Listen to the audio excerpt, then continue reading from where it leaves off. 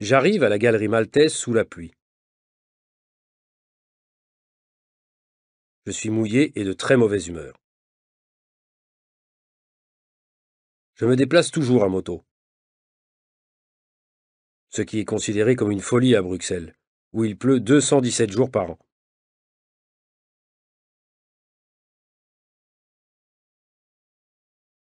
Dans la galerie, les invités sont super élégants et me regardent bizarrement.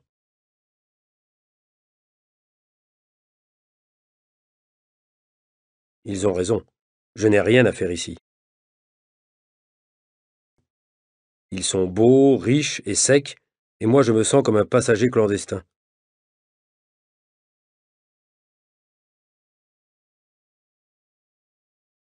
Je ne mets jamais de costume, je ne porte jamais de cravate. C'est sûr, impossible quand on se déplace à moto, le plus souvent sous la pluie.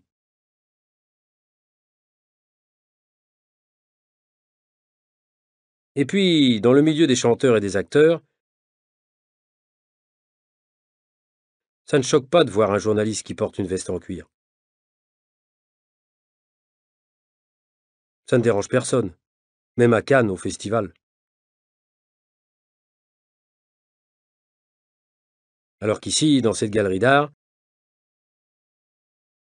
je tombe comme un cheveu dans la soupe. Heureusement qu'il y a le buffet avec du champagne et des petits toasts, parce que sinon, dans la salle d'exposition, il n'y a rien à voir. C'est curieux. Autour de nous, il n'y a pas d'œuvre d'art.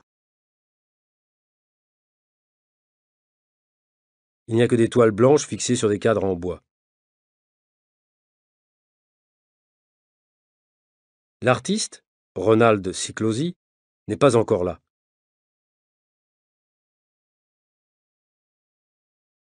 Mais le public ne semble pas du tout impatient.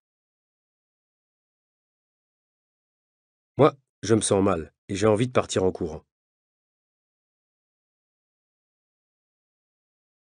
Je bois 3 verres de champagne et soudain, quelque chose se passe. Et ce n'est pas un effet du champagne. Une des toiles blanches est traversée par une cigarette allumée.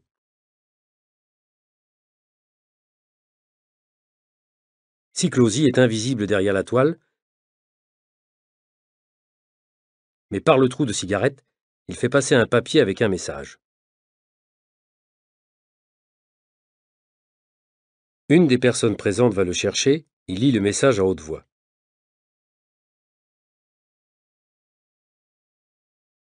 Les chiffres trahissent le chaos initial.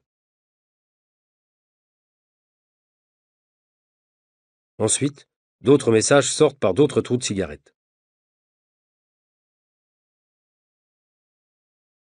Ces messages sont tous aussi bizarres, aussi énigmatiques que le premier.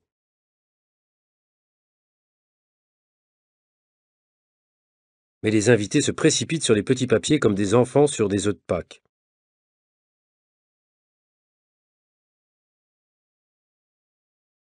L'artiste, lui, ne se montre pas. Il réalise sa performance sans apparaître, sans donner d'explication.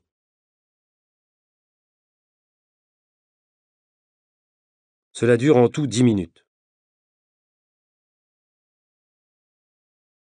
Ensuite, c'est le silence, et finalement les gens se mettent à parler, à commenter ce qu'ils viennent de voir, et apparemment, l'expérience les intéresse beaucoup.